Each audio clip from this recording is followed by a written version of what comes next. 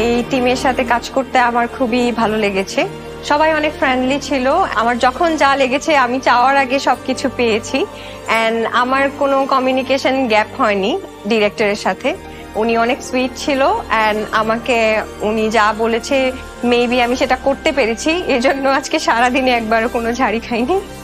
উনি যদি আমাকে এত নাইসলি না বুঝাতেন হয়তো আমার জন্য এই চ্যালেঞ্জটা আরেকটু টাফ হয়ে যেত।